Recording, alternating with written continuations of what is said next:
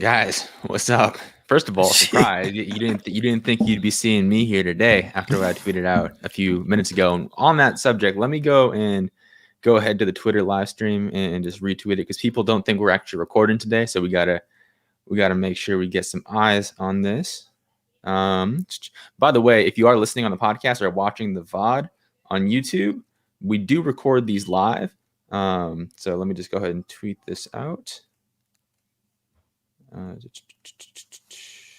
Dude, I had to optimize myself, bro. Like, I had to optimize myself, dude. It really did, bro. That was crazy, dude. First, that's the thing about like PCs, bro. That was a perfect example. Now I know how people feel, bro. Cause it was first. Yeah. First, it was like the voltages were like too high, so my PC was like overheating. Then it was okay, the graphics card it needs to update, and then it was like the Elgato because of the graphics card update. The Elgato's not working, so Yeah. literally, I'm telling you, bro, like it's a whole nuanced thing with like PCs and everything. Like everything connects together. It's crazy. It is absolutely insane. I just went ahead and downloaded COD on the PC. Finally, I was running the Xbox One for the longest time, and I downloaded it. Easy download, nothing too crazy. But dude, linking the goddamn accounts took forever. Because I had two separate Activision accounts. One that was linked to my Xbox Live, and one that I accidentally created and linked to my Blizzard.net, whatever the hell it's called. And then when I went and tried to log in to Call of Duty, I realized, oh shoot, I have two different accounts. They're linked, they're separate. And in theory, you would think you could just go over to the website, click unlink, because it's a very clear button that says unlink, but the button doesn't work. And I researched it. Everyone was having the same issue. They're like, oh, you got to reach out to Activision support, this and that. Man. So eventually I got it sorted out. But that's all that to say, I'm finally on PC. And yes, sir. That's why you've been getting some questions from me in the past couple of days, asking about parts and all that. So where did you come from? You went from the PS4. I went from the Xbox One, same thing. Yeah, last gen to PC, so probably about 60 frames per second. Now I'm getting about 100 or between 100, 110. That's pretty good, to be honest. Yeah, I'm not complaining. It's all on low. It's on low settings though. So I mean, there's that. But that's what you're supposed to play on, though. That's what you're supposed to play on, low settings. Yeah. One thing though, and I might use this podcast as like an optimization consultation without you knowing it. That's fine. One minor thing I noticed was every once in a while when I would get into a game, like everything was fine. I'd have the games be running at 100, 110 FPS, somewhere in that range. It's cool. And then every once in a while, I get a game where it dropped down to like 20 to 30, like for absolutely no reason. This is actually I know there could be a million things that be going on there, but does that sound like anything that you're familiar with? So basically what you're saying is when you're running the program, like it's consistent, but then out of nowhere it just drops like to like 30 frames? Yeah, like nothing changed. I didn't open any other apps in the background. I did notice, obviously, when I had Premiere Pro running in the background, that didn't help things out, but figured that went out really quickly. Yeah. But yeah, didn't have any apps open. I was just playing the game, and then was good in the lobby, was good in a game or two, and then on the next game, it would just drop down to like 30 FPS. And they're consistent, or is it okay? Like, yeah, like for the entire game. And then I would get out of that game, like quit out of the game, and then go into another match, and it'd be just fine. So I don't know if it's an internet thing. I don't know, like. So basically, it sounds like. All right, let's run through how we do optimizations right here. Okay, so basically, this is what it sounds like. Peek. You guys are in for a treat for this one. All right, so he said, this is how I like think of optimization, guys. Mm-hmm. He said that he went from a consistent 100 to as soon as he gets into another game, one game, the full game, it drops down to 30. So that's a huge part right there. If it's the full game, then that means that it might be graphics card or CPU related. So the first step would be, do you have your power plan like on Ultimate and everything? Shit, I or don't know. high? Yeah. Not So gonna lie. first, you would want to choose your power plan and make sure that's like high performance or ultimate, doesn't matter. And that All would right. be perfect. So that means like your PC will literally be running at like not full load, but completely like snappy all the time. The Okay. second thing And I that's in like the believe PC settings. exactly, if you go to choose, if you just literally type in choose power plan, Okay. that's gonna like increase like just your not your FPS but the performance of your PC in as a whole, Mhm. right? The Would second there be thing, any downsides to that? no, because Okay. you're on a desktop. Now, if it was someone on a laptop, that's a different story. They're not gonna have Yeah. like as good as battery and stuff like that. But if you're on a desktop, like no downsides at all. Okay. Cool. The second thing would be like what are the temperatures like of your Ryzen like CPU, your graphics Hmm. card? What were the temperatures in there? So if the I'm temperatures were not too 100% high, sure. Yeah. yeah, because it's like, dude, like they literally don't. Well, I know like Call of Duty has like a graphics card Yeah, temperature, I you can believe. actually see it if you like click on I forget because I use the controller Mm-hmm. to play and like when you click on the little Xbox button, you can actually get it to show up like the temperature. The COD one Mm-hmm. itself doesn't show it, but the Windows one does, I think. Um, Hmm. but yeah, I don't know. So I don't recall what the number was though. So if it never just like restarted or anything like that, I doubt like it's overheating. So the Mhm. second thing would be like, do you like, are you in full screen or full screen borderless? For the most part, full screen borderless. That's it right there. Like Really? that's it. That's That's it it? right there. Yes, because oh man, it gets deep. Let me tell you how deep it gets. Full screen, full screen borderless, not a big thing, right? So Yeah. basically, like in full, the difference between full screen and full screen borderless is first, like your scaling is going to be off. The Mm. second thing, so you're not going to be as accurate.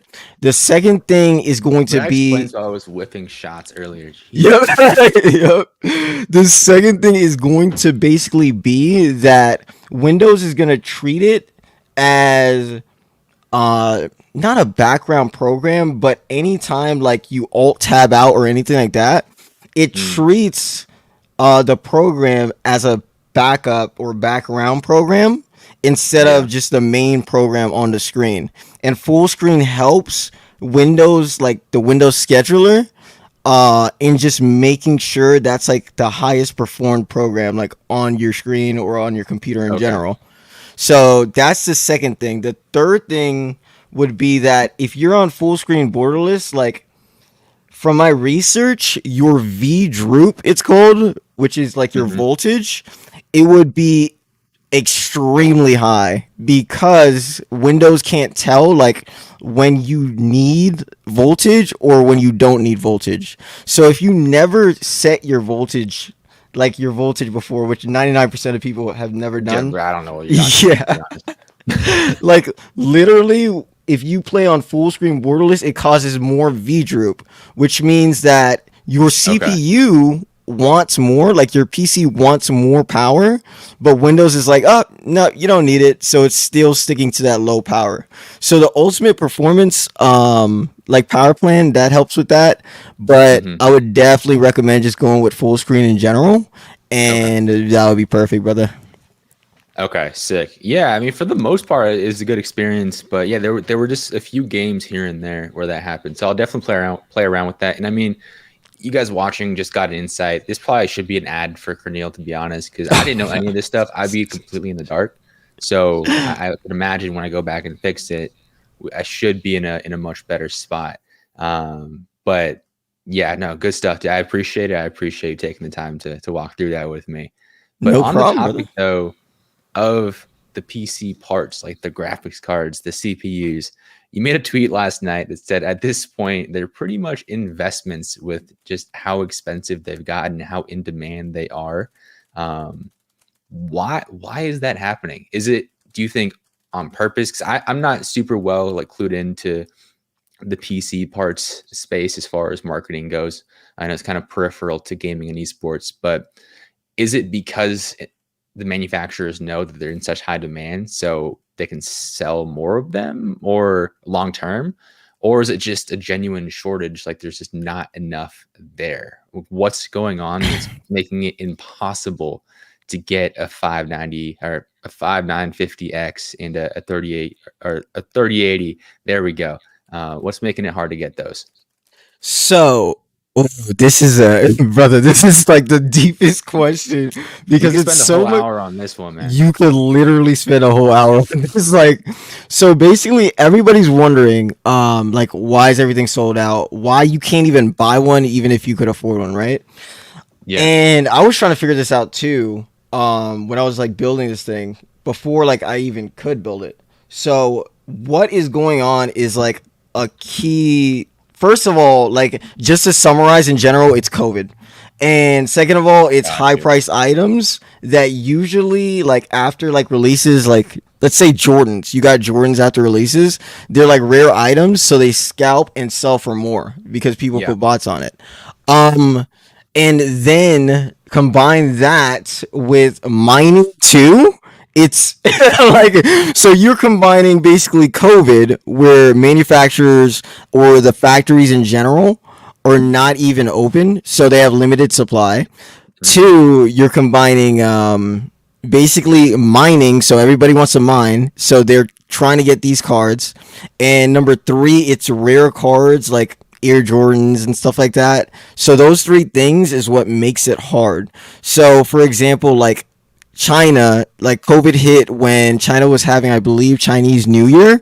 So a lot when the release dropped, everybody was mad because it's what's called how do I say it? I believe a paper release. So you're releasing an item that's not even available, like to just regular people, but you still release it, having them think it's available. You know what I mean? So that's why that happened at first. And you still can't get a 3080 specifically because what's going on in detail with those is that, remember the capacitor issues where everybody was like, "Oh my, like 3080s like crashing here and there and stuff like that." I think so. I think so. I know Simp So, just had some issues with his like yep, very recently, but I don't remember what was going on a while back though. exactly. So basically, what was going on with that is everybody's like, basically everybody's card was like crashing and stuff like that Yeah. because the capacitors, which is just like a component on like the graphics card, Hmm. weren't up to par or couldn't handle the power of it. So that's because like the actual manufacturers that make those capacitors, like they're Yeah. having trouble pushing out the supply for them. So basically, like in general, like the 3080s, just to have one, like that's actually crazy Yeah. because like that's actually just nuts. Now, what makes a 3080 more in demand than a 3090? So a 3090 is only, let's say, 10%. I mean, I believe 5 to 10% Okay. better than like a 3080. So it's not the best bang for your buck. Like even a Got it. 3070 is not the best. And that's like $500. That's a good deal, but it's still not the best. So the 3080 is basically like 800. I believe it was 800 when it came out. Now it's like a Yeah. thousand, like if you try to buy one. Basically the 3080 is just the best performance to value card out there. So like 3090 is like, I don't know about you, like I don't have like $1,500 Just for like a got like a 3090. buy a car or some shit. Exactly. You could buy like a Yeah. Honda Accord, like, like something with that. Like For so real.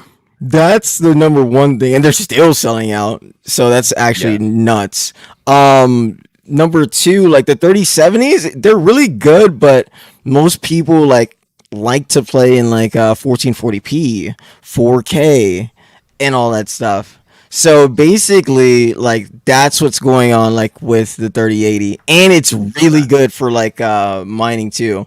Like Got literally, for mining, like a 3090 and a 3080, it's almost like the same thing, basically the same it. thing. Okay. Makes sense.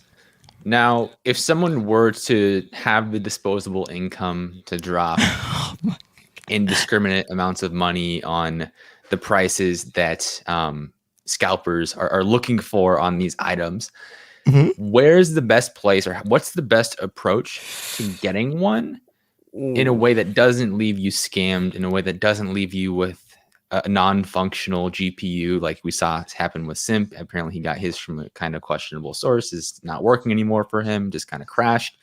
What's the best way to go about getting your hands on one of these, if it's even possible, in a way that's Mhm. safe and smart?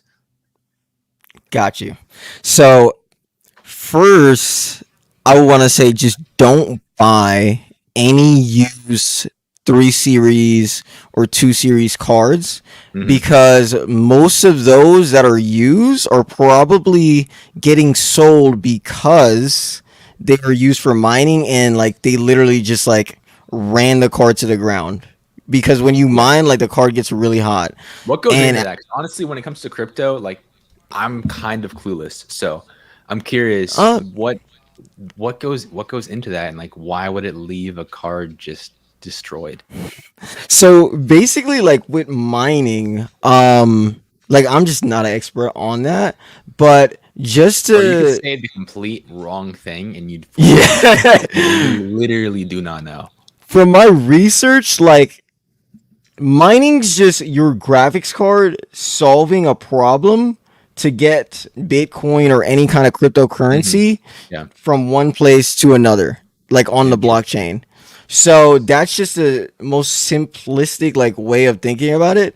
But the Yeah. thing is, like, the bigger the cryptocurrency, let's say like Bitcoin or like Ethereum or something like that, the Hmm. bigger the cryptocurrency, the harder it is to solve that problem, to make that payment process, or the process just Got of you. like what the 3 series is doing. So everybody's like cards are like running 80, probably 80 degrees Celsius or higher. And most people don't even have like water cooled cards. Like I don't have a water cooled card, so it wouldn't be like right for me to mine. But people Yeah. still mine on like non water cooled like cards. Yeah. So because it's like making money. Do you see the price of Ethereum right now? Or Bitcoin? It's like Dogecoin, $55,000. bro. So literally, To the moon. people are scalping. People are buying from scalpers. Like miners are legit buying Yeah. 3080s for mine prices. I mean, for scalped prices, like $2,800 for like a 3080, because they know that they're just gonna make it back in like what 3 months, like if they do it. So Hmm. that's what's like raising the prices even more and more and more. And yeah, man, like just don't buy a card like that, because people are just gonna run it Yeah. to the ground. Then I'm just gonna sell it to someone that doesn't know that, and you're probably just gonna be content until like you're the card crashes, and then you'll never see me again. So definitely, definitely do not buy a card that's unsealed or like or just open in general. But the best way to buy it, oh, that's tough. The best way I would say, from my experience, is literally have a business and don't go through the front door, go through the back door. So like Huh. anytime, and that gives you security too.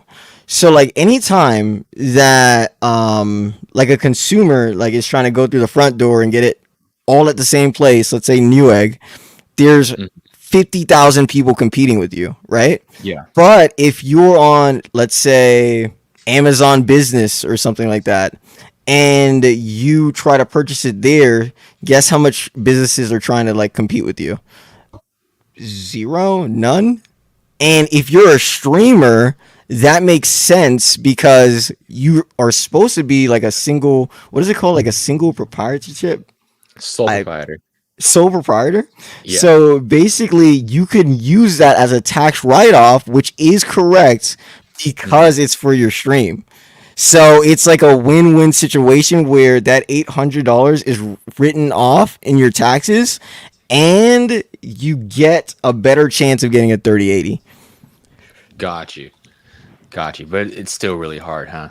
Yeah. The best thing I would say is like if you don't have like if you're not gonna go through the back route and you're gonna go through the front route, I would definitely recommend that you don't like when people refresh the page, they don't realize that they're refreshing like the cakes as well. You don't want to clear your cake and refresh the page because Mm, let's say if you're buying from Best Buy, as soon as you refresh that page and the cake clears, they have detection systems that could detect that and think you're a bot, and you're not gonna get one no matter what.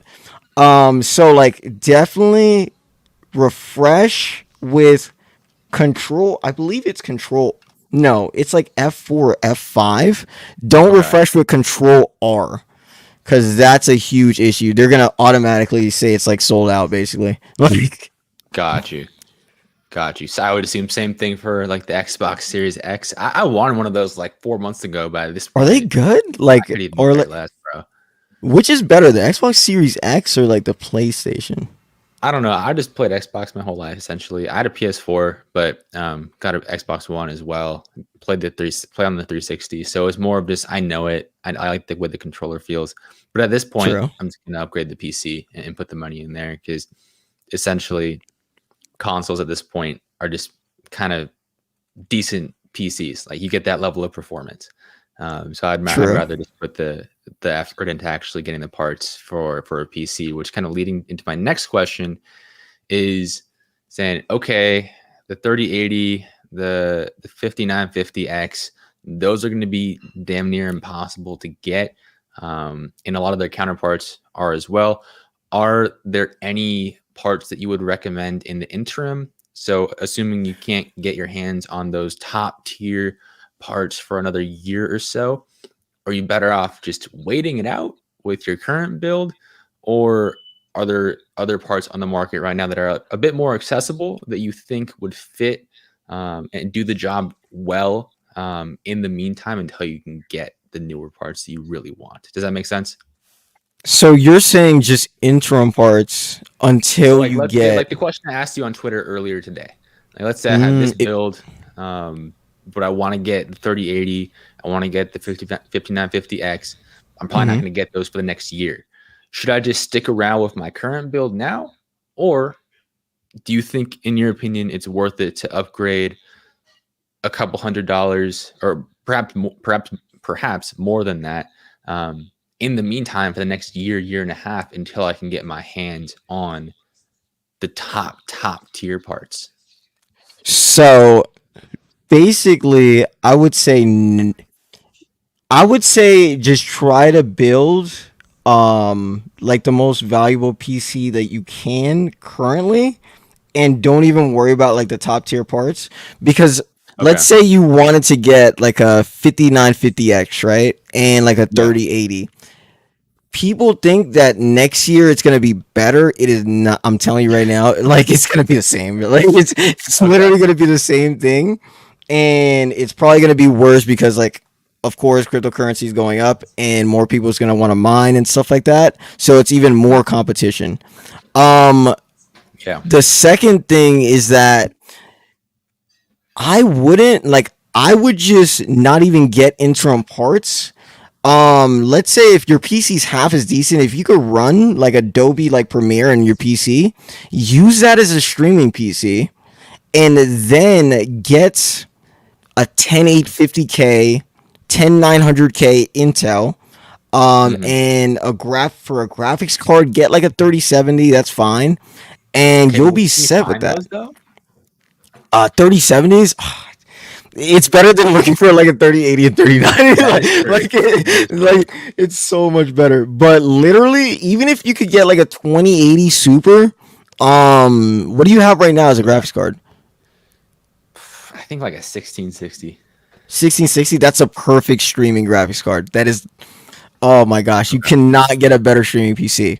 Literally, if you could find a 2080 Super, 2070 Super, even like until you could get the graphics card you want, that'll be perfectly fine. Like people think that you need like probably because of me, it's partly my fault. Like, Yeah. Honestly, I've been yeah, watching like what you do and like the parts the top guys are using, and like you said, you might be in a position where you can afford it. Like I'm ready to hand over the money and get the parts, but it's just impossible to find them. See, and you got to know the right parts too. That's where like you got to be really savvy, because let's say like someone's looking for parts right now. There's like a 3900X from Ryzen, a CPU, and then you have like Intel with a 10850K available. Yeah. You want to go, people are going with like the Ryzen 3 series, but little did they know, like, oh, okay, if you just got the Intel 10850K, you would have been getting crazy frames, probably almost the same as me, and then you would still like, you would be paying like a cheaper price in general. Like Yeah. you really gotta, it's just about like just knowing, or having someone that knows like the best parts within that budget.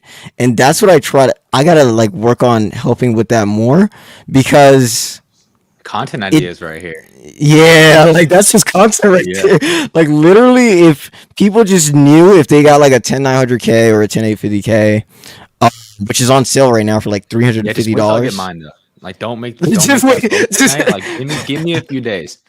got you. So No, I'm literally, playing. like it's just a 10 frame difference, which is no difference at all, Yeah. and same graphics, same everything, unless like you're a 3D dimensional like creator or something like that. So basically, Yeah. I would just get the PC you want now, and in the long run, that's gonna pay off, because you're gonna be able to do more on that PC. You're gonna be able to make more content, and then you could probably, like, if you're doing it right and like you're sticking to like your schedule and everything, like you'll be able to like get one for scalping prices. Like if you wanted to, you know what I Yeah. mean? That's a That's how I valid think point. about it. So basically, yeah, bro, don't give up your time. Just literally just buy it and go crazy with it. And plus, you already have a streaming PC, so you're ahead of the game. Yeah, definitely. Definitely. Let's see. There was something else that was on the tip of my tongue right now that I was gonna ask you.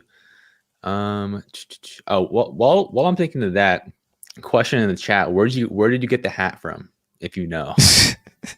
Dude, literally, I just got it from like Marshalls, and it's There you actually go. not even like a men's fit. It's like a women's fit hat. I'm like, oh, I just need a hat. Like, I Yeah. just need a hat. Picked it up, and now I'm wearing it like out of nowhere. So that's Yeah. where I got the hat from. Got you. And I remember what I was gonna ask. Gunless. What happened? And how does that happen? Tragic. And that's the main thing. Like that sense of quality really focuses on, because things like Yeah. that people don't know. Like you won't know if you're playing on like 60 hertz until someone like comes in and they tell you, yo, you're playing on 60 hertz, brother. Like everybody else is playing on 240 hertz. Hmm. So just to give people like just a reference with what happened to Gunless, he's like one of the top 10 Call of Duty players currently, and everybody is playing on 240 hertz on PCs. Yeah.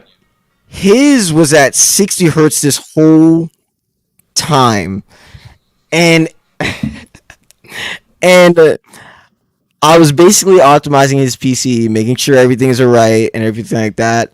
Optimizing the internet, making sure that's spotless. And then I looked into like the NVIDIA control panel settings. I changed the resolution, and he's like, yo, he literally told me before, which is the crazy part, something feels off. I don't know why, but like I'm getting like fried, Yeah. and like my snappiness isn't like as snappy. And I'm like, Yeah. okay, like it's probably like just an overclock, something like that. Looked into the control panel settings, changed resolution settings, and it's at 60 hertz.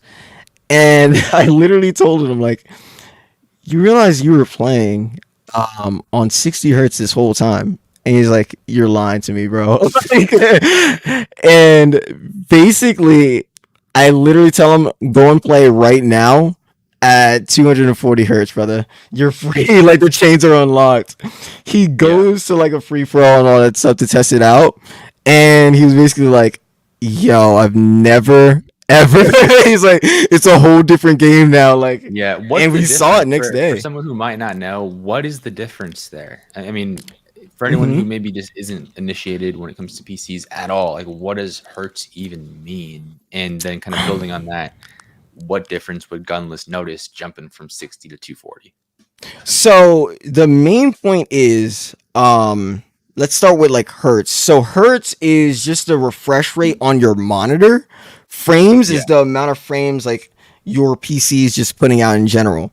You usually want them in sync with each other, and you usually want your monitor a tad bit like, it doesn't matter which one's higher. You want your monitor as high as possible for hertz.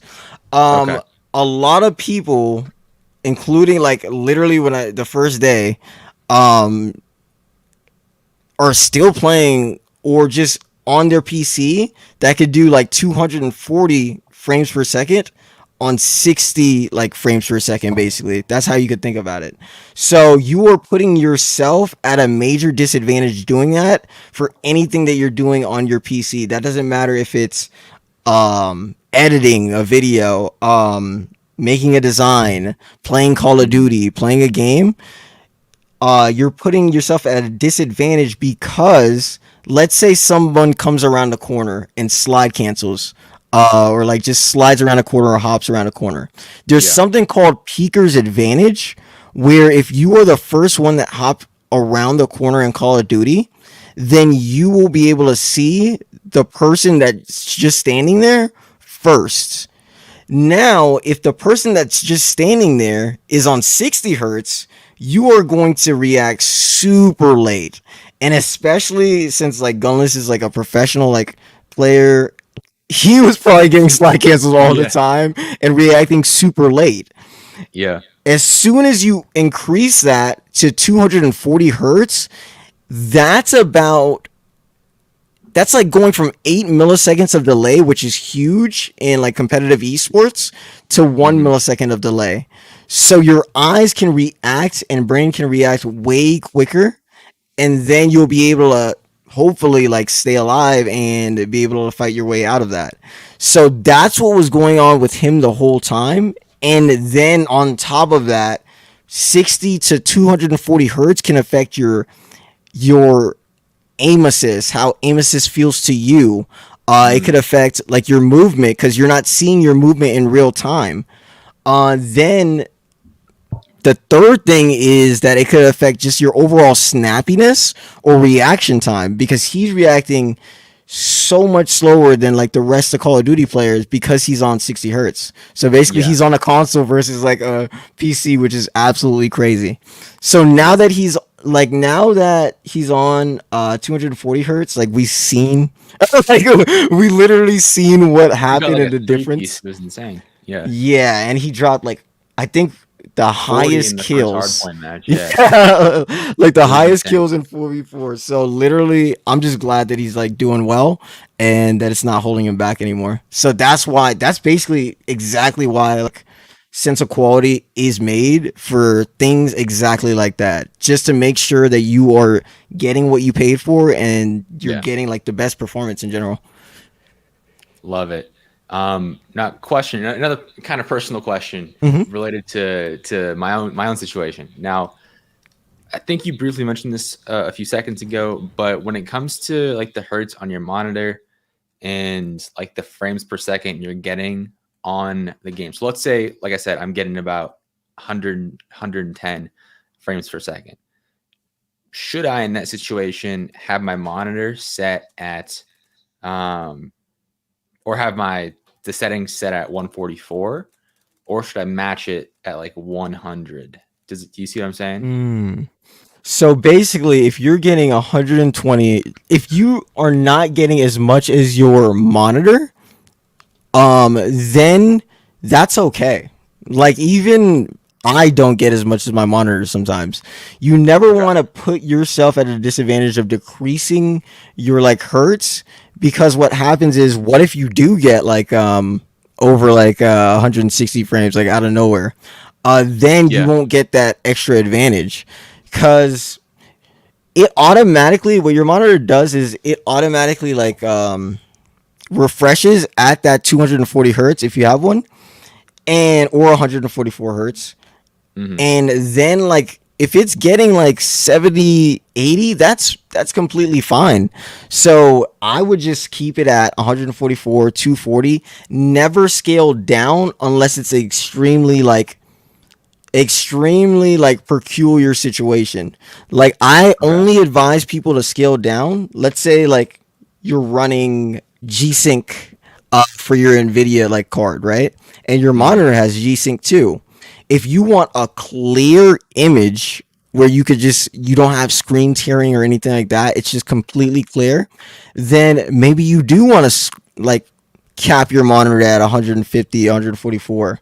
That's going to make sure it's smooth because with G-Sync, if it's at 240 and you're only getting 150, your monitor is going to be extremely like screen teary, like not working, and give you a whole bunch of problems. So smoothing it out with G-Sync and decreasing it to the hertz and frames that you get is completely fine.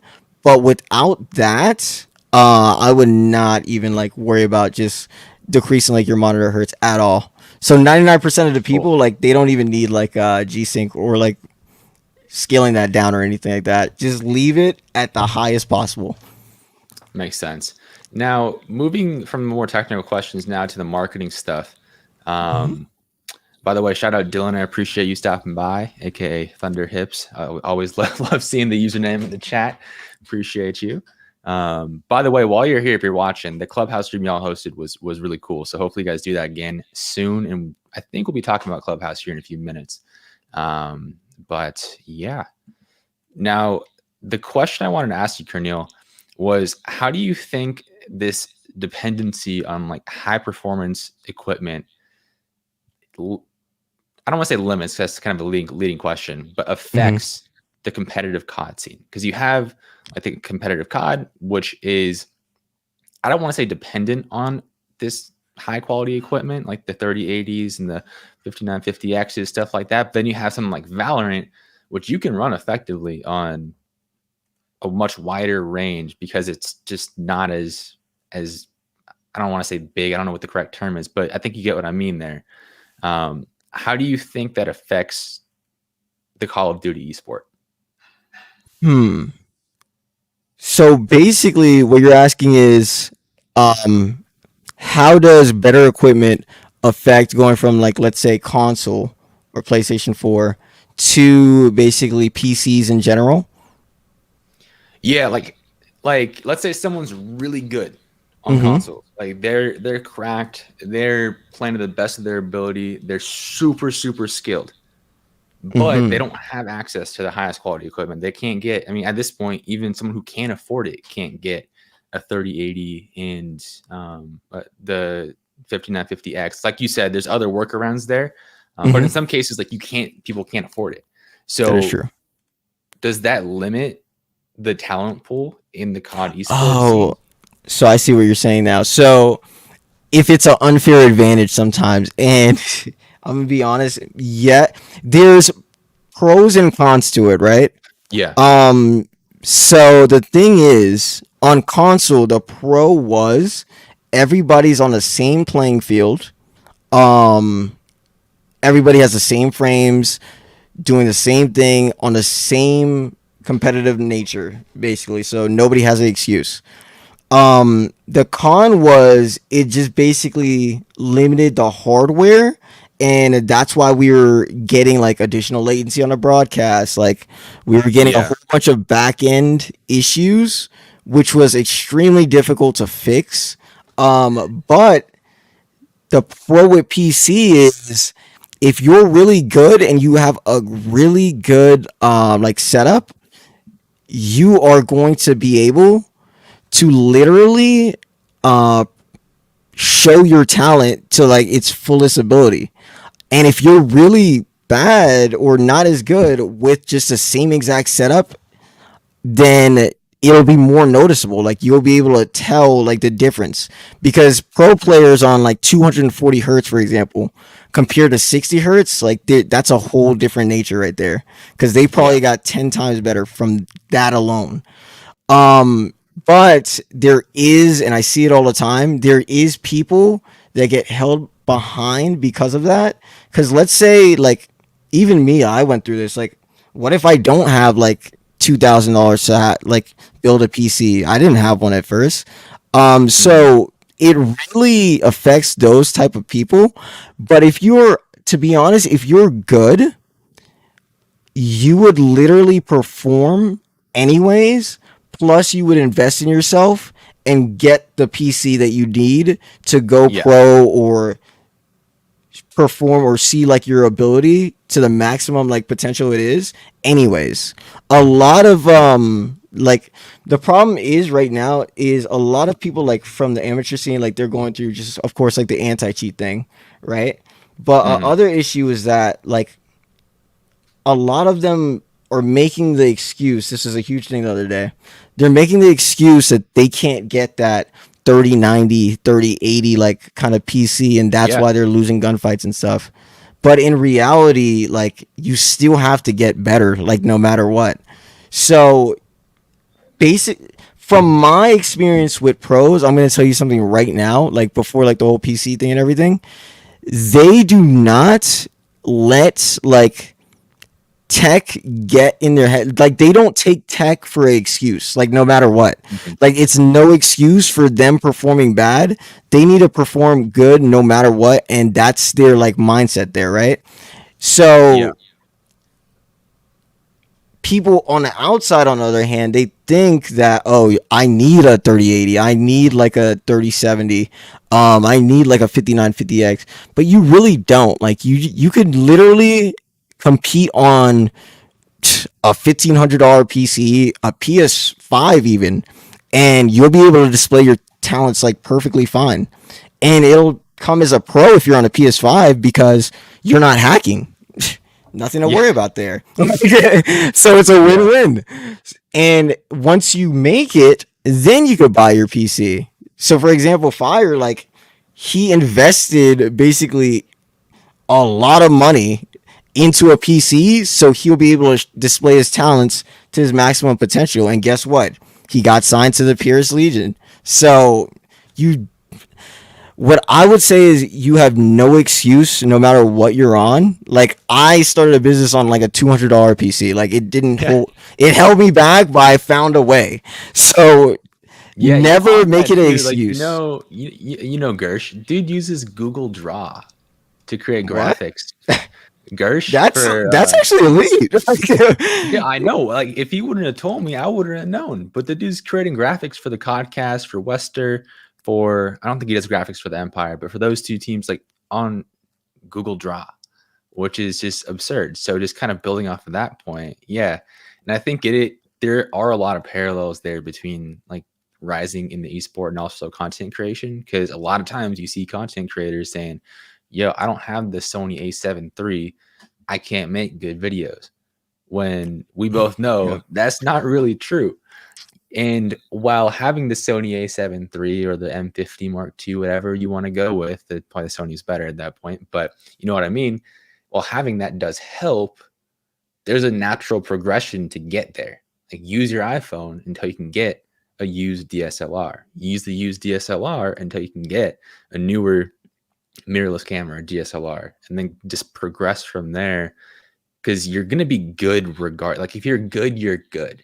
Exactly. So there's a natural progression there. And if you keep performing, you'll be able to invest back into yourself. And then you'll end up with the high quality gear, which probably matters the most at that elite level anyway. Like having a 3080 isn't going to make you a pro player right off the bat. So At all. 100% agree with you.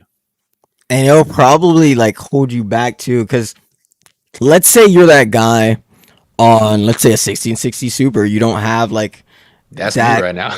exactly, like you don't have that kind of setup that like pros have, but you're still like trying to achieve the same level. That's an advantage right there, because as soon as you do have that Yeah. like that tech that you need, you are going to literally explode in productivity. Yeah. So, for example, Gersh, like when Gersh is on Google Draw right now, I as didn't know soon that as was a he, thing. I just, I literally just found about it. Like, I'm about to use that right myself. That's crazy. Like, literally, as soon as Gersh gets uh Adobe Premiere and a PC and everything like that, he's gonna be insane because he knows how to optimize. Okay, I don't have this, let me work around it with this and take the steps to do it as fast as possible. So you're gonna be better than that guy that started with like Adobe Premiere to begin with, you know what I mean? So like Yeah. in I feel like there's like a natural like progression with it, and it teaches you so much more when you don't have the tech to do it for you. You have to literally do it manually. That Yep. teaches you like the back end and a nuanced understanding that puts you like above like the rest of like players or like competitors that you're like against. So Yeah. it's definitely a positive not starting like with everything, like, and it gives you something to strive for. Like I was striving for getting like a PC, for example, just to make sure like I can actually test test everything that I'm actually doing for people outside. It made me more productive because I could do my research like on my own PC instead of doing Hmm. it on someone else's PC. So it's so much it's so Yeah. much advantages from starting like from the bottom, because and it's a journey. Like just enjoy the journey, you know what I mean? People forget that everybody's thinking about like the end goal and everything like that. Literally, I remember talking to Gersh, and he was like just a guy that regularly came on the podcast and stuff like that. And Shout he out Illy. literally shout out Illy, man. Wait, he literally created a perfect marketing strategy for the podcast and him. Plus, he made a name for himself like randomly, like from nothing. And that's Hmm. huge. I literally told him, yo, if you're serious about like actually, going like on a social media team, like with Dallas and stuff like that, you got to continue this and show everybody like what you got and everything like that. We had that conversation, and year later find out he's like signed to like some CDL team. So that's like amazing, bro. Like Yeah. people the summary is just you can't make excuses, like no matter what. Tech Yeah. has got us, I believe, entitled, and we're like really lazy. Everybody's lazy. Like literally, tech has us entitled as heck. So if you train, you don't become entitled. You don't need that extra like monetary value to like do something valuable. Then in the long term, like you're fine, because let's say a recession hits or something like that. Like nothing to you. Like you didn't need Yeah. it to begin with. So it's definitely an advantage, man. That's the way I like to think about it. For sure. The easiest way to visualize it, I think, you've seen Naruto, right? Yes, sir. Yes, You know where I sir. think you know where I'm going with this, but like with Rock Lee, with the ankle weights and shit, like when he takes Yeah. them off and it starts going berserk, that's probably the best way to visualize it. Take the chains off, literally, and you're just gonna explode after that. It's gonna be just exponential after that. So it definitely comes with plus and Yeah, negatives, but like still more plus because it teaches you at the end of it. definitely. Now, I don't think we discussed anti-cheat when you were on the podcast last time. I think that was still a little bit before it really started to become like a huge issue and everyone's talking about it. So I want to ask you, is anti-cheat the savior that everyone thinks it's gonna be if it ever gets implemented? That's a great question. So anti cheat. Everyone's like, "Oh, anti-cheat once it's there, no more hackers, we're good." But what do you think? I think in general, um, people don't understand like how anti the back end of anti cheat works. The whole Yeah. like problem with this transition to PC is that we're lacking, like, us as just like people in the community, we're lacking literal like understanding of just how PCs work in general, how programs are made, and how everything is like done. Anti Mhm. cheat, even if you have an anti cheat, yes, you'll get rid of like probably most of the hackers, but you still will have literal cheaters in that game. Like, I don't think people understand that. Like, literally, it it does its job, but you can always get around an anti cheat no matter what. And from Yeah. a developer perspective, it's a team of like 10 to like 50 people versus the world. I don't think people realize That's, that. yeah, they don't realize like that you are literally against every single developer that is Yeah. outside of like your little studio, and people are really good like at making like designs for programs these days, so Hmm. it's really easy to get around it. Imagine if you were a developer and you had to make an anti-cheat. You made one, you just banned 100,000 people, which they just literally did. You get up the next morning, oh dang, somebody bypassed the anti-cheat. Yeah. Literally, that's how it is, like creating an anti-cheat in general. It's like So trying to fill a bucket that has a hole in the bottom. Like yeah, it it's doesn't work. bad for both sides. Like literally, the best way I would say to like really like get through to people like regarding cheating is just condoning it and just literally, Just let Crim6 shame the public yeah, whenever they literally catch a Crimsix is cheater. doing it like the perfect way. Because then if Crimsix is on you and everybody knows you're a cheater, nobody's gonna play with you. You're never gonna go pro. Like it ruins like your entire like career, and you're not even Yeah. gonna like want to cheat anymore or like just play anymore. So that's honestly like the most brutal way, but literally the most effective way, because those people will kind of get like blacklisted, and it's kind of bad because they can never like come back like the same, you know what I mean, because they'll always be Mhm. known for a cheater. And having that stigma, if you cheat you'll always be known as a cheater, that is the best anti-cheat, because then that's going to be in your head like when you're gaming, when you're doing this, when you're doing that, you're going to be like, dang, what if I actually like win this but I get caught and I can never like go pro? Like why are you even why are you even competing? You know what I mean? So Yeah. that's the thing with that. Another disadvantage of anti cheats and having that is your system's resources are automatically like it just automatically takes up a lot of resources on your system, because how anti cheats work is it tests, like for example riots or valorants, it tests like how straight your mouse movements are, how linear it is. Because if it's completely straight, oh, you're probably cheating. If it's Yeah. not straight, then okay, you're good. But then programmers come in and they're like, And you okay, make it let's not make straight. just a little not straight, but still That's straight. crazy. So literally, that's why it's like almost impossible to make an anti cheat. And the resources, you're gonna get less frames. Your system's gonna be slower and everything like that. So if you're on the So it's like low just end go of back to console at systems, that point. yeah, just go literally. That's one positive of consoles. They don't have an anti cheat to begin with. So yeah, it's a really tough, and we do have to have an anti cheat, but we have to know that that's still not going to be able to like stop all these cheaters that we have. It's not. It's never going to be enough. We as a community have to be like the anti cheat ourselves.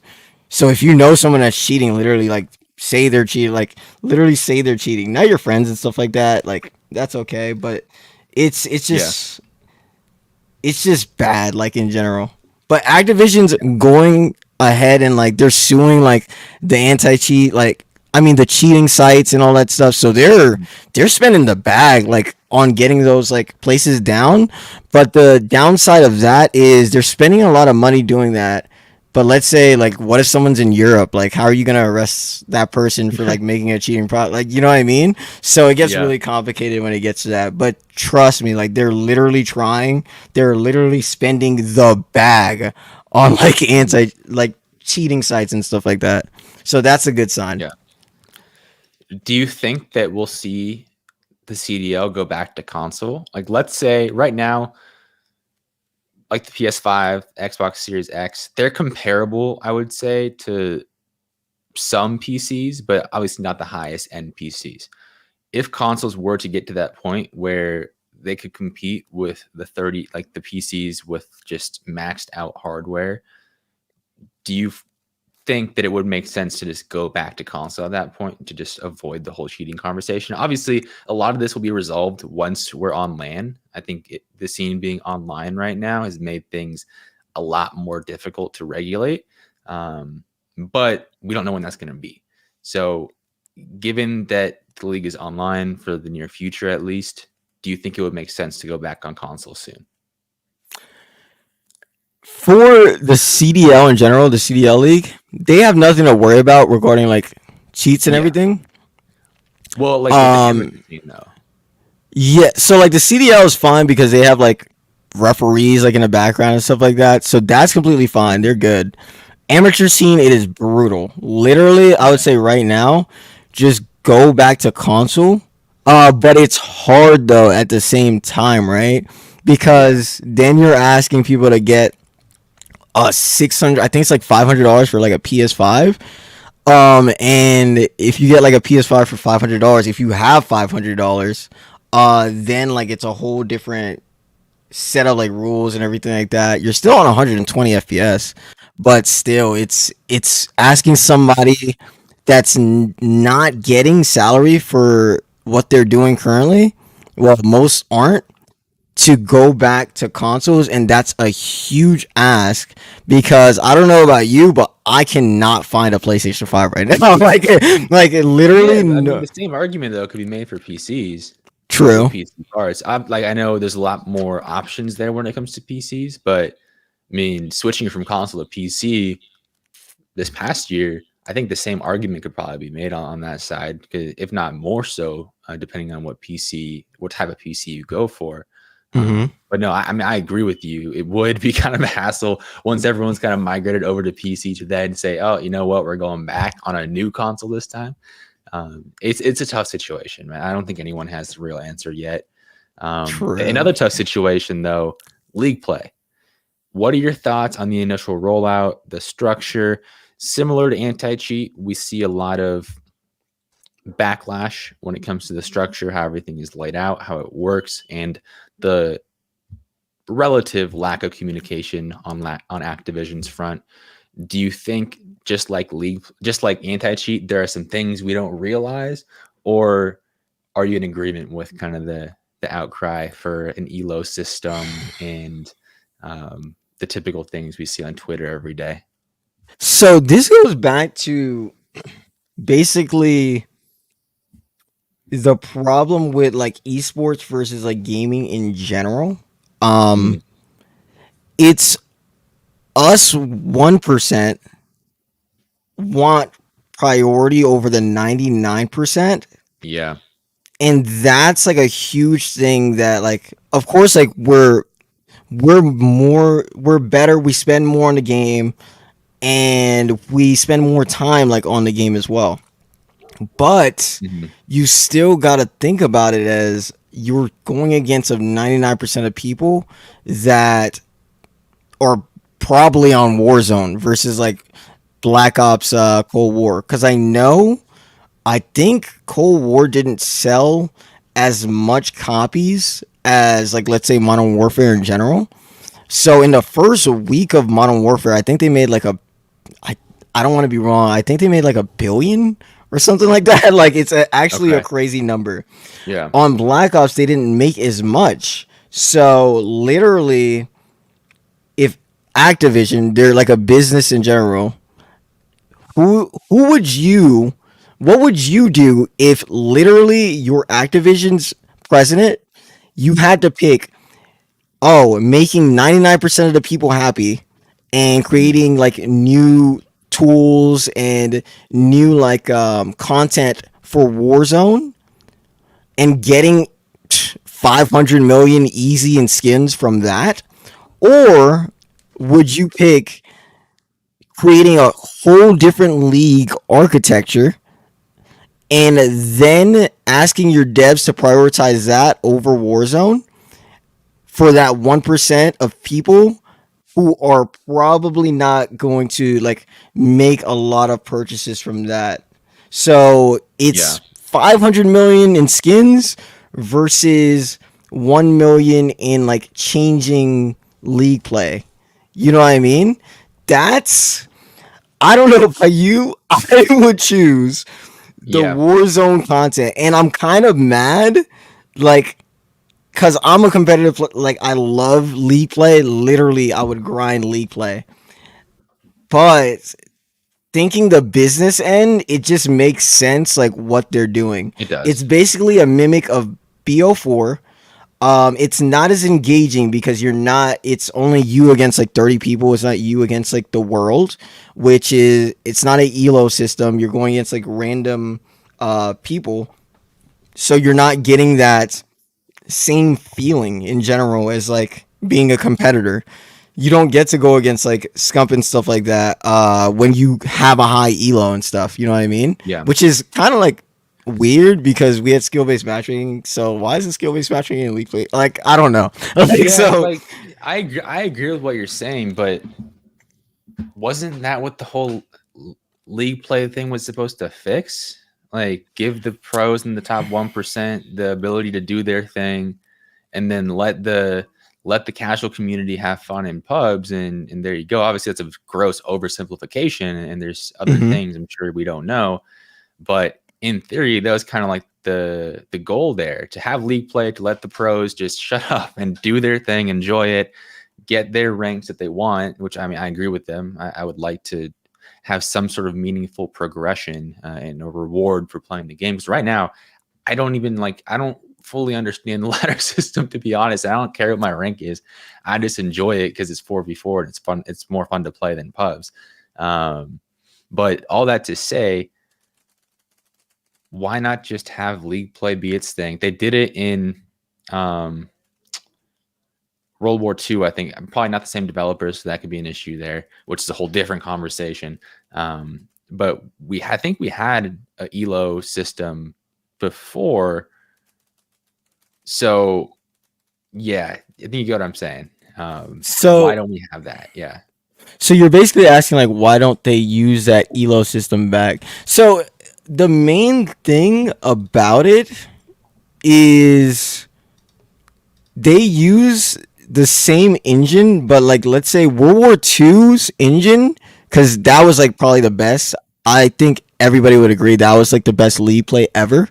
World War hmm II's engine is not the same as the engine Treyarch uses. These are like the back end things that like nobody really like knows and like just the general public. The yeah, current system that they're using, like the current engine that we're on, is the same engine from Black Ops 3 and Black Ops 2. It's based off those engines. So something from World War II can be implemented into like this particular like Call of Duty, but it's a lot of resources that you're gonna have to use to do that. So is it better? Like it's tough. It's a tough decision. Like that's why I feel so bad for the devs. Because even David yeah, Vonderhaar, he's like, it's really hard just making just a title in general.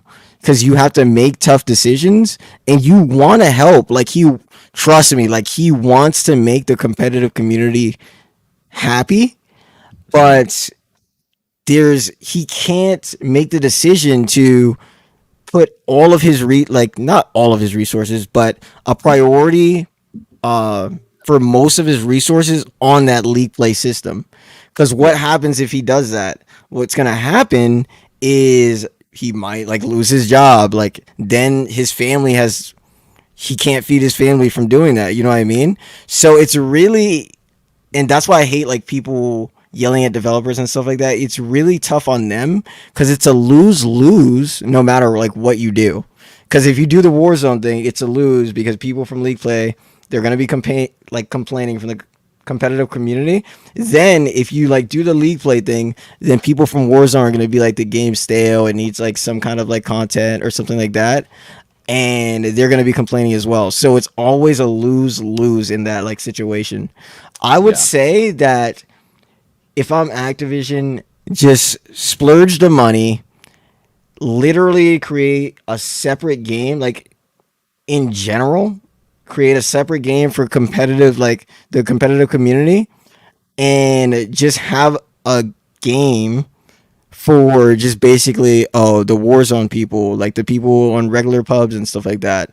Because with a separate title, you could literally make the money that you want, and you don't have to be going back and forth with the resources and all that stuff. Like, I don't think people understand how much resources it took to integrate Warzone and Cold War. Like, that's absolutely ballistic that they did that.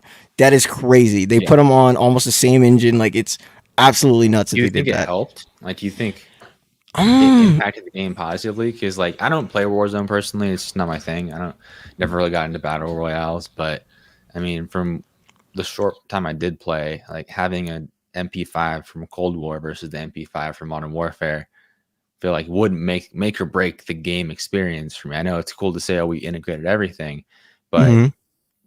yeah, I mean, I agree with you. I think separating it would make sense. And then you end up in a spot where you're you're working on the same game for years at a time, and you can kind of iterate and take feedback from the competitive community, what works, what doesn't. I think Hex kind of brought this up on one of his podcasts about having just the same like bring back the old maps and just have like one game with all the best maps and have that be the competitive Call of Duty Mm-hmm. versus just a new year every game. But Obviously, the there's thing a is, how lot of much people are gonna watch it though? Because to the end of the day, it's a business. The CDL's a business. Activision's a business. All the teams, like, they're businesses. To the end of the day, like, the problem with what I said, is if you're uh little Timmy, 7 years old, you go online, like, you're playing Warzone. What's the incentive to, like, actually watch a whole different title that you have nothing, like, relatable to, like, even enjoy? You know what I mean? Because literally a big thing about business is being, like, familiarity. yep, definitely. So that's, I believe, is why they integrated the both systems. Because, if you want, like, these new guns, you gotta buy Cold War, and in return, like, a lot of people bought Cold War, and that gave them additional revenue in general. The Yeah, second that's probably the thing, biggest thing in my opinion. exactly, and the second thing from resource wise is not only that, one person, like a developer, doesn't have to only work on one title. They can work on Warzone and Cold War because it's almost the same engine. Basically, they could just give and go, swap between the two when they need to. So it gives them more fluidity. The crazy thing is that it's the optimization thing from my perspective is both of Yeah, them react the same, and it's a extremely, I don't think people understand, like, Warzone, the engine that Modern Warfare is on, that's like a crazy engine. And BO3's engine, that's an extremely good engine. Both of those are probably the top engines, like, ever, aside from, like, Fortnite's Unreal Engine and stuff like that. hmm, Because this is going, like, deep into the advance. Because literally Warzone has a great engine because okay, it could scale, like, based on, like, your cores. It can prioritize, like, Windows scheduling. It could do a whole bunch of stuff that normal people, like, really, like, the general public won't know, like, that type of stuff. You know what I mean? yeah, So it's a really good engine, but it's like, to us, how much value is that, like, providing us? You know what I mean? yeah. So it's tough, man. I would never ever. Well, probably it would be fun to be a developer, but it's probably That'd be stressful as mentally hell, bro. mentally I stressful, can't do it, bro. dude. Like, I can't imagine do it. if somebody was, like, yelling at you, and you want, like, literally you agree with them, like, yo, I just want to help, and you Yeah. can't reply saying that.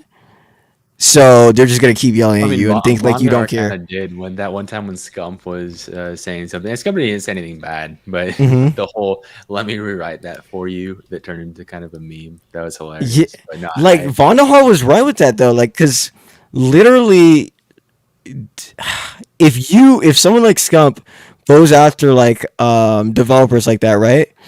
Then to the end, you're losing two things. Like, you're that developer that actually wanted to help, that couldn't say anything, he's out of there. Yeah. because you could just literally just blame it on them. They could be like, "Yo, look at this. Come on, like he's not doing his job, Mhm. even though he wants to help." So the developer that was making the titles you loved for years is gone. So you have a new one that's gonna do basically not the same thing. It takes years of experience to like be able to do what Von Hart does. And number two is like in general, if someone starts yelling at you in like league play on your team, for example, or if your boss starts yelling at you, do you want to do that work that he's saying, or is a better way of him telling you is, "Oh, dude, can you like do me a favor and like just Yeah. please like just improve on this? I know, like from my point that it's a lot to ask for, but can you just please like do this like task for Yeah. me?" You have Yeah. a But what better chance of saying yes, like I doing it like agree. that, than yo, do this for me right now. Like, so Yeah. that's how I think of it. Like, you gotta still treat them like humans at the end of the day, because they're gonna disdain that kind of like attitude that you're coming at them with, because they're gonna be like, oh, I don't want to help this guy, even though deep down inside like they really wanted to help. They're not gonna want to help you anymore, like just yelling at them. Yeah, I agree with you. I think that the toughest thing, and I think this would make things a lot easier, but I'm sure there's a lot of reasons behind the scenes that it doesn't happen, is just transparency when it Mm-hmm. comes to why things are happening, like why league plays the way it is, why there's no anti-cheat yet. There's more transparency around that now. They're more active about speaking about that now. But like with the whole league play thing and just a lot of things in general, it kind of just goes on behind the scenes. And like you and I are both talking about right now, I think we both agree there are a lot of behind the scenes business discussions that happen that we have no clue, and we don't know the details. We don't know the implications there, and obviously not all of that can be shared. But if there was like a little bit more transparency, just saying if we could expect something, or like just transparency in general, I think that would help out a lot. It might not be practical in the immediate future just because of like legal stuff and whatever. I do think that would solve, or at least help resolve a lot of the issues that the tension between the developers and the players. And like Hex has spouted off about this plenty So of I times. have an interesting perspective on this, because I thought the same thing at first. Change my Is mind. there really a lack of transparency? Is it a lack of transparency, or is it us not doing the due diligence to find the right people to know what's going on? Where are we looking? Like, when somebody complains about skill based matchmaking, who's the first one they tag? They tag David Vonderhaar. Does David Vonderhaar have control over skill based matchmaking? Absolutely not, because he works in the Treyarch studio. They have to do what Activision tells them to do. Does the director of like marketing have control of skill based matchmaking? Yes, he does. Like, he has the power to like change like that if he gets that negative feedback. But the thing is, have we looked to see where that marketing guy is, or like where just the CEO is, or like the president and stuff like that, who actually have the power to change something? Because I feel like we're looking in the wrong places. It's not that like it's not transparent, it's that we, as the community, like as COD players, we don't know, of course, but we don't take the like opportunity or like just the initiative to like find out. Because I'll tell you right now, I just went on LinkedIn right now, and Call of Duty esports community. Let's see. Call of Duty's numbers in the opening weekend, and the new viewership record, and a whole bunch of statistics right there, right in front of us. And guess how many Call of Duty players commented on this post? One. One person commented on that. And every post I see, like from esport managers, presidents, and stuff like that, the people that actually have the power to change things, there's no Call of Duty players or just people that enjoy it in general, they're trying to change their mind about things or just Mhm. letting them know like the problems that we're having. So instead of like people going to like David Von Haar and stuff like that, who has absolutely no like control over skill based matchmaking, let someone like know in actual like the president of Activision know that you're not enjoying skill based matchmaking. Like let someone in like the top ranks of Activision know, like on a marketing end, that you're not enjoying it. Because literally, if he starts getting messages about how skill based matchmaking is ruining your experience, of course, not negative, completely bashful messages, just letting them know that you have a distaste for it, and how it could improve, then it's more likely to improve there because that's affecting them like right on top of it. Like they have nobody to put the blame on if it's right on their posts, like affecting them directly, like you know exactly who they are, and their friends are seeing that same information and they're being like, dude, like what are you doing? Like why aren't these people enjoying like your product? You know what I mean? So that's the best way, like for us as like a community to like make a change. You gotta know the right sources. LinkedIn is huge. But I don't even use LinkedIn like that, but Nah, same. literally it is huge like when it comes to that because that's where everybody like on the business end really is because that affects their Yeah. careers. So definitely I would say that it's not that they're not transparent. They're just not transparent to you. They're transparent to like their atmosphere or their like space, you know what I mean? Because people love like talking about their work all the time, and on LinkedIn they literally talk about it all the time. Like, so definitely I would say just go on LinkedIn. Don't be like a jerk about it, saying, "Oh, this game sucks." Like, I'm never Yeah, buying the that new Call almost of Duty. that rarely ever does anything. Yeah, just give them insight and how they could improve, like as an organization, and most important part right here, how that is going to make them or their investors more money. That is literally, That's I can't say a you better know. way. Like, I can't say a better way because if you let them know monetary wise, like why that gives them like an advantage to change it, then guess who's changing it? Like they're changing it. So definitely, that's what I would recommend, man, for sure. Love that. And I mean, just kind of brainstorming here. I think the way you would pitch that, and again, this could be completely wrong, so take whatever Hmm. I'm about to say with a grain of salt here. But if you put more effort into like the competitive scene, you can grow the Call of Duty League, Hmm. bring more money in via advertising because now more people want to watch the league because it's more exciting. The competition is better because there's a ranked, like an actual ladder to get to the top, and we have challengers and whatnot. But there's an actual way to get noticed, discovered, to get better talent long term. That could be beneficial. Obviously, there are holes in that argument. I'm not saying it's bulletproof. So if anyone's watching, is like, "Nah, you're wrong." I probably am. So Oh, I'm being honest there. But I think something along those lines might make sense. so let me explain the way because I was doing a super long research about this, and let me explain like the way the like hypothesis or theory I came up with. So let's Okay. say like you're telling them that you want something for like esports or the competitive community, the 1%. How I would pitch it is, okay, so I see that you guys have like skill based matchmaking, which allows people or like players in general to stay on longer.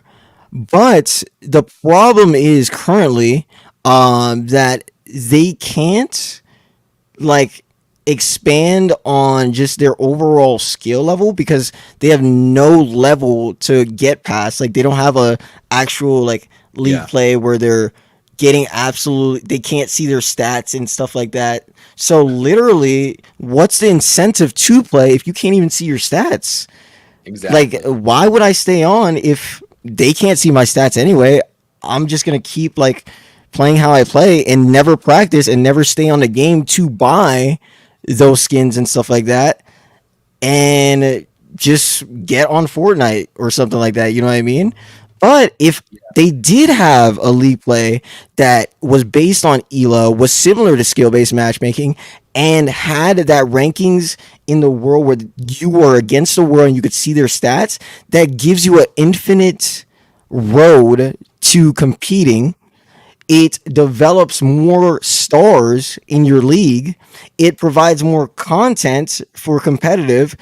It's literally proven that competitive communities have a lower churn rate percentage, or they they don't stop playing like the game as much as like regular like people. Yeah, I mean, they're So sticking around. They're skill yeah, based. they're sticking around. So they're buying way more, and you're going to have a better return of investment, which increases like your overall product.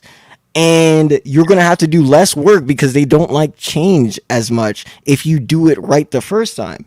So I don't it's like so basically that's why we need like competitive prioritized in general, because we gotta get little Timmy to the top to be a scump. We can't just Yeah, have little Timmy playing, because what happens when you're just like playing tired. just a random game? You're just gonna get bored. You don't want little Timmy to get bored. He's not gonna use his grandma's credit card to buy skins. You want little Timmy to be on there all the time. So literally, I mean, that's look at how it pitches. Valorant, dude. They just dropped this new gun skins, dude. They're expensive as hell.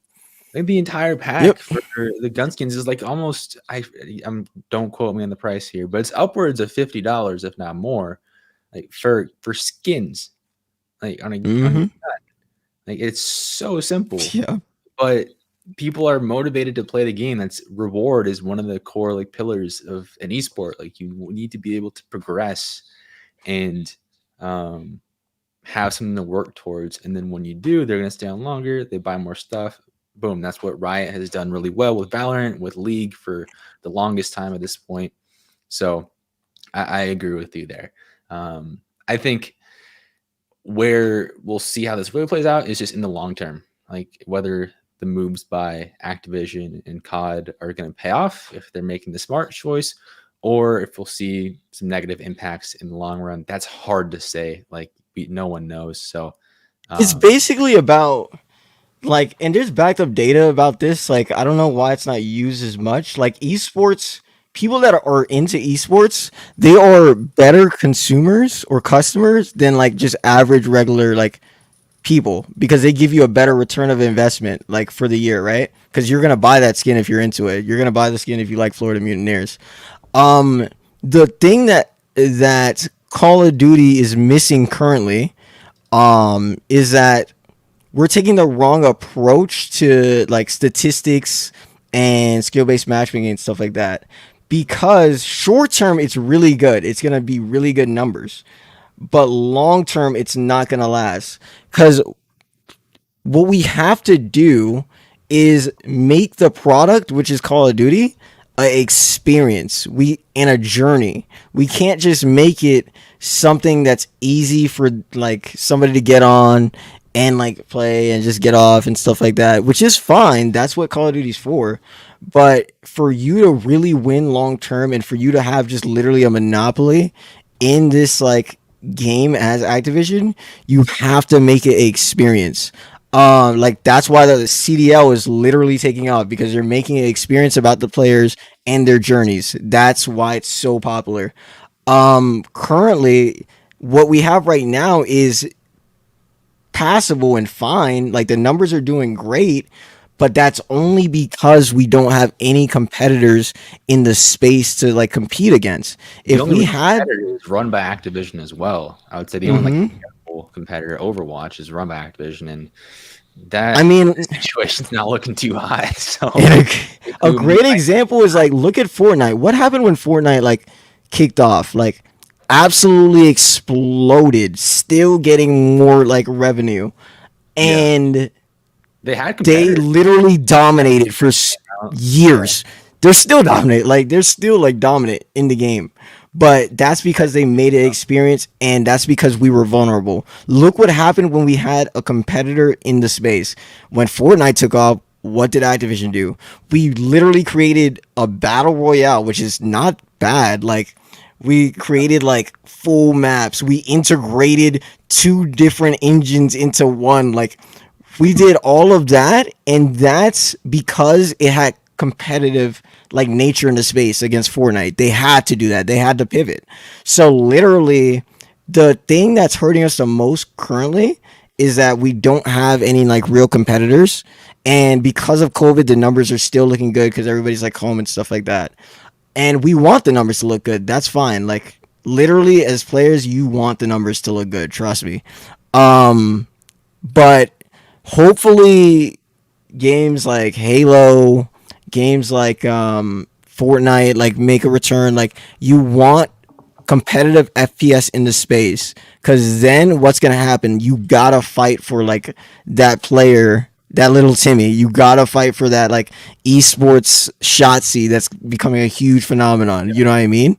Like, that's what we need in general. So it's tough, man. It's tough. Like, It is. what's the point to improve if you have like, what's the point of Nvidia making like the 3080 like better, better and better if they have literally nobody to go against? Like, they could literally just charge you whatever they want and you're still gonna buy it, because what are you gonna get, like a AMD card? Like, Yeah. like they have no competitors in that space. So competition is really just needed in general, like in the esports world, for sure. Definitely.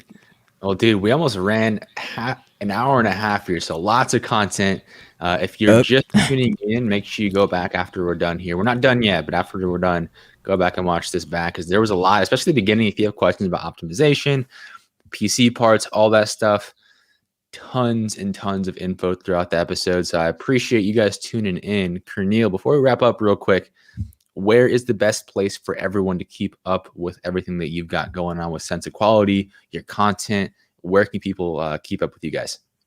So the best place would be probably like Twitter at Kirneill, which is on screen, or at Sense Quality. And we give like regulatory, like, just information for free for you guys to like get your computer optimized, get everything that you need optimized, no matter what, no matter if you're a gamer, designer, doesn't matter. It literally can resolve probably anybody's problem. So that's definitely like the best place to get like optimizations or just advice in general. We love to help. Awesome. We got one question in the chat. I don't know if you can answer this, but have you done any optimizations on the new AMD cards? Yeah, so the new AMD cards are basically better. And I'm like really hesitant to say this. If it was no DLSS, no like extra stuff, and just on 180p, the new AMD cards are running like Nvidia. It's really like competitive, like in the field, right? But compared to like a Nvidia 3080 or 3 series card in general, where you could literally stream on it, you can have DLSS and get more frames, you can mine on it and all that stuff. Like, it's just like a whole different level compared to that. So the new AMD cards are really good. They have something called Rage Mode, which it's like a one click like go crazy mode where it gives you that best performance. But when it comes to like technical stuff that people looking at cards probably won't know until like they get it and they're gonna regret it. Like DLSS, streaming, having like a webcam and stuff like that. Like, it doesn't like compete like in general. But for gaming, if you have a streaming PC and you have like a gaming PC as well, and you're just using the card for that gaming PC, it's a beast, man. It is a beast. So I would for sure recommend that if you had that kind of setup. But if you have a single PC that you're gonna stream on and do multitask and like 3D edit and stuff like that, just get like a 3 series Nvidia. Don't like, it's gonna like not pay off long term if you get like an AMD card. But they're great cards in general. Cool. Awesome. Well, guys, we appreciate you tuning in. This was a fun hour and a half. Again, tons of info if you're just tuning in now. I apologize. We're about to end it, but you can always go back and watch. It's on YouTube right now. The full VOD is already up on YouTube. It might take a minute or two to process, but within a couple minutes, it will be up on YouTube. It's on Twitch as well. The audio version will be out in about 2 weeks or so. If you are listening on audio, we do record these live with guests. So I always recommend stopping by live. You can ask questions like we just answered one here. And be sure you hit that subscribe button down below, especially if you're on YouTube. We're trying to run those subscribers up a bit. We just broke 60, baby steps, but we're getting there. Sir. And let's see. Monday there will be a new video. Tomorrow, if you're watching this live, there will be a new podcast with Tactical Rab. Consider this elite. Tactical Rab to go. The I love Tactical Rab. Legend tomorrow at 11 a.m. Pacific time. If you're listening on audio, it's already out. You can watch it on the YouTube channel. I think I've plugged enough things. So with that, Kirneill, is there any last words you want to give the audience before we cut off the stream? Just like literally always remember just to have a perspective. Us as a community, we just got to get better in general of like making change. We just got to know how. And that's basically like what I'm like focused on now, making change and how to make change for everybody. Like everybody should get a W. So definitely just get better, guys. You guys are awesome, and just thank you for watching this in general. All right, guys. With that, we are going to wrap it up, and I will see you tomorrow for the next interview.